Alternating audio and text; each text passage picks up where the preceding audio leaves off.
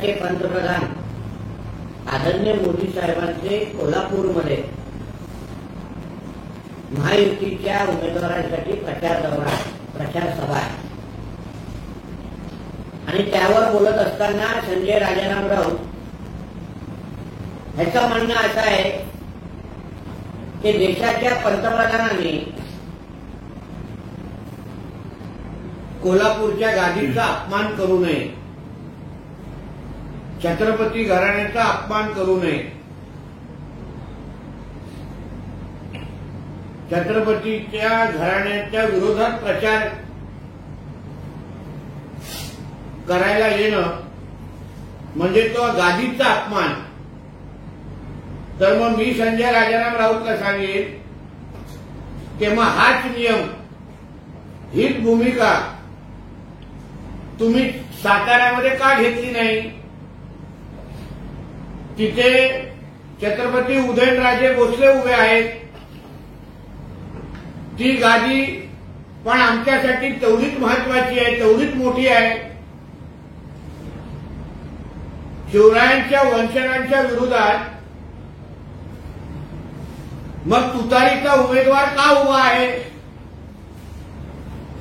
मग जो नियम तुम्हाला कोल्हापूरला लावायचा आहे मग तोच नियम तुम्ही साताऱ्याला लावा.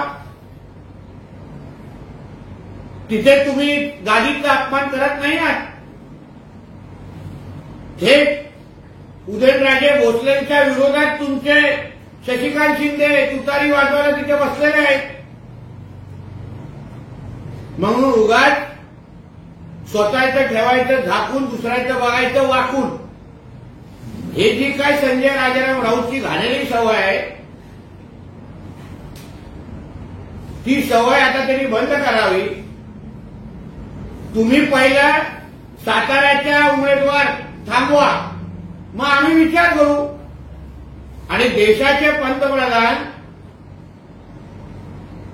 हे उमेदवाराच्या प्रचारासाठी येत असताना देशासाठी त्यांनी काय केलं आणि कोल्हापूरकरांचं त्यांच्यावर किती प्रेम आहे हे पाहायचं असेल तर संजय राजाराम राऊतला गर्दीमध्ये खुर्ची मी लावून बसवतो. बघा तिकडे आमच्या पंतप्रधान मोदीजींची मॅजिक. आणि संजय राजाराम राऊतनी वंशजांचे पुरावे मागितलेले होते अगोदर. म्हणून तुझ्या तोंडातून आमच्या छत्रपती घराण्याच्या बाजूनी काही ऐकणं हाच मुळामध्ये फार मोठा अपमान आहे. संजय राजाराम राऊतनी पहिली माफी मागावी आणि मग छत्रपतीच्या घराण्याबद्दल बोलावं, एवढं या निमित्ताने मी सांगितलं. शाहू महाराजांनी राज्याला आणि देशाला पुरोगामी विचार दिले. जे शाहू महाराज छत्रपती शिवाजी महाराजांचे वंशज आहेत त्यांचा पराभव करण्यासाठी नरेंद्र मोदी महाराष्ट्रात येतात हे ऐकून मला अजिबात धक्का बसला नाही. संजय राऊत, मग शाहू महाराजांच्या वंशजाबद्दल तुम्हाला एवढी चिंता आहे, मग आमच्या साताऱ्याच्या आमचे उदयनराजे भोसले, छत्रपती उदयनराजे भोसले उभे आहेत. महाराजांच्या, शिवाजी महाराजांच्या वंशजाची ती गादी आहे. मग तिथे हा नियम का लावला नाही? तुमचे जे काय शशिकांत शिंदे तुतारीच्या नावाने तिथे उभे आहेत, मग त्या निमित्ताने त्या गादीचा अपमान होत नाही का?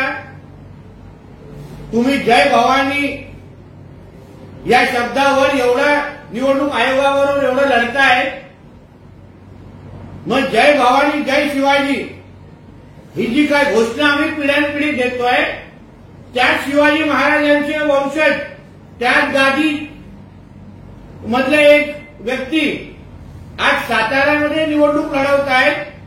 मग तिथे तुम्ही त्यांच्या विरोधात प्रचार का करता? कशी हिंमत तुमची होते? हे छत्रपती शिवरायांचा अपमान नाही का? तिथे शरद पवार साहेब विरोधात जाणार नाहीत, तिथे तुमच्या उद्धव ठाकरे जाऊन भाषण करणार नाहीत. मग कोल्हापूरला एक नियम आणि साताऱ्याला वेगळा नियम असं चालणार नाही. छत्रपती शाहू महाराजांना बिनविरोध निवडून द्यावं ही आमची भूमिका होती. कोल्हापूरची जागा ही शिवसेनेची होती, तरी छत्रपती शाहू महाराजांसाठी आम्ही ती जागा सोडली आणि भाजप आणि नरेंद्र मोदी छत्रपती शाहू महाराजांच्या विरोधात प्रचार करण्यासाठी येत आहेत. महाराष्ट्रातील जनता हे कधीच विसरणार नाही. मग महाराष्ट्राची जनता हेही पाहते की छत्रपती शिवरायांच्या वंशजाच्या विरोधात, छत्रपती उदयनराजे भोसलेंच्या विरोधात राष्ट्रवादी काँग्रेस शरद पवार गटाने उमेदवार दिलेला आहे. जे शिवरायांच्या नावावर वर्षानुवर्ष राजकारण करत आले, मग ती साताऱ्याची जागा तुम्ही बिनविरोध का केली नाही, हा प्रश्न मला त्याला आहे. म्हणजे शरद पवार साहेब असतील, उद्धव ठाकरे असतील आणि तुमचे महाविकास आघाडीचे सगळे नेते मंडळी हे शिवरायांच्या विरोधात आहे. हा फार मोठा अपमान आहे, हे मी या ठणकावून सांगतो. गादी पुढे मोदी कोणी नाही. कोल्हापूरची गादी म्हणजे मोदींची गोदी नाही.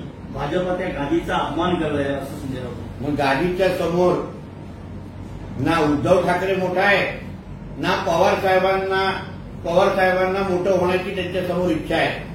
म्हणून गादीचं बोलत असेल तर जेवढी महत्वाची आमची साताऱ्याची गादी आहे, जेवढी महत्वाची आमची कोल्हापूरची गादी आहे, तेवढीच महत्वाची आमची साताऱ्याची गादी आहे.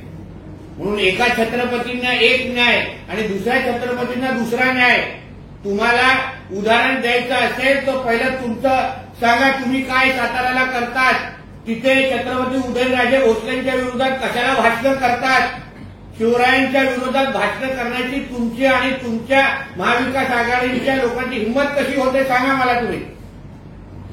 कांद्याच्या निर्यात संजय राऊत म्हणतात 2,000 मेट्रिक टन गुजरातचा कांदा मुंबईच्या पोर्टवरून परदेशात जाणार आहे.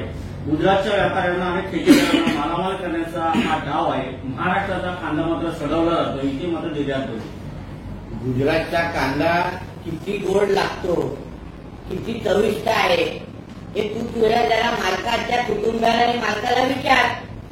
कारण का काही आठवड्या अगोदर तुझा मालक आणि त्याचं कुटुंब जामनगरमध्ये जाऊन कांदा खाऊन आलेले आहेत. जेवणामध्ये कांदा टाकून चविष्ट जेवण जेवलेले आहेत अंबानींच्या लग्नाला. तेव्हा तुम्हाला गुजरातचा कांदा तुझ्या मालकाला खटकला नाही.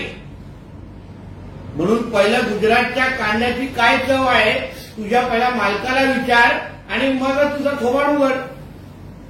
मुख्यमंत्री शेतकरी याच्यावरून संजय राऊत असं म्हणतात, महाराष्ट्रातल्या 8.5 कोटी शेतकऱ्यांना या शेतकऱ्याच्या मुलाप्रमाणे जमीन द्या आणि शेतात उतरण्यासाठी 5-5 हेलिकॉप्टर द्या, असं मध्ये देवेंद्र फडणवीस यांना आव्हान आहे. नक्की आहे ना. आणि आमच्या शेतकरी हा उद्या हेलिकॉप्टरनेच फिरला पाहिजे, श्रीमंत झाला पाहिजे, ह्याच मानसिकतेचं आमचं महायुतीचं सरकार आहे. तुमच्यासारखं नाही. शेतकऱ्यांच्या कर्जमाफीचे पैसे लुटणारे तुम्ही, शेतकऱ्यांना बांध्यावर एवढे आम्ही देतो ते बोलून फसवणारे तुम्ही. म्हणून शेतकऱ्यांच्या बद्दल महाविकास आघाडी आणि तुझ्या मालकाला आणि तुझ्या नेत्यांना किती चिंता आहे ना, हे उद्धव ठाकरेच्या सरकारच्या काळात आम्हाला दिसलेलं आहे. म्हणून शेतकऱ्यांची चिंता तुम्ही करू नका. महाविकास आघाडी आणि मोदीजींच्या महायुतीच्या आणि मोदीजींच्या नेतृत्वाखाली महाविकास आघाडीपेक्षाही चांगला शेतकरी जगेल, टिकेल आणि वाढेल एवढा शब्द मी या निमित्ताने देतो. जाहीरनाम्यावरून संजय राऊत म्हणतात की त्यांच्या जाहीरनाम्याचा तसा काही उपयोग नाही. अजित पवार किंवा शिंदे गटाचा एकही उमेदवार निवडून येणार नाही. शिर्डीत विमानातून वेगळ्या प्रकारचं सामान आलं असं तेथील लोक सांगत आहेत. त्यांची दिस्त ही पैशावर आहे, मतावर नाही. त्यामुळे जाहीरनामा करून त्यांना काय करायचं. मग तुझा मालक जे विमान घेऊन फिरतो आणि कर्जतच्या फार्म हाऊसवर ठेवलेला जो काही साठा आहे तो कुठल्या निवडणुकीसाठी वापरला जातोय. आणि तुमचा जो जाहीरनामा आहे, एकाचे 10 सीट उभे आहेत, एकाचे 22 सीट उभे आहेत आणि देशासाठी जाहीरनामा हे लोक देत आहेत. ज्यांचे 3 आकडी पण खासदार उभे नाहीये ते एवढा मोठा देश सांभाळण्यासाठी जाहीरनामा छापतायत. हा फार मोठा विनोद आहे. म्हणजे तुमचा जाहीरनामा हा सकाळच्या पाणी कधी आलं नाही ना त्यासाठी वापरला जाईल एवढं मी ह्या निमित्ताने सांगेन.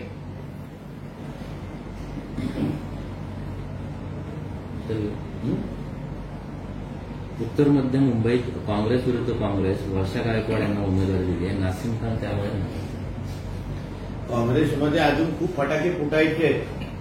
दिवाळीच्या अगोदरच काँग्रेसमध्ये एवढे फटाके फुटणार आहेत, एवढे रॉकेट उडणार आहेत ना, काँग्रेसला कार्यालयासाठी जागा मुंबईमध्ये राहणार नाही, एवढं तुम्ही आगे पुढे पुढे बघा काय होत आहे. म्हणून ये तो सुरुवात आहे, अभी तो काँग्रेसची दुकान बंद होणी बाकी आहे.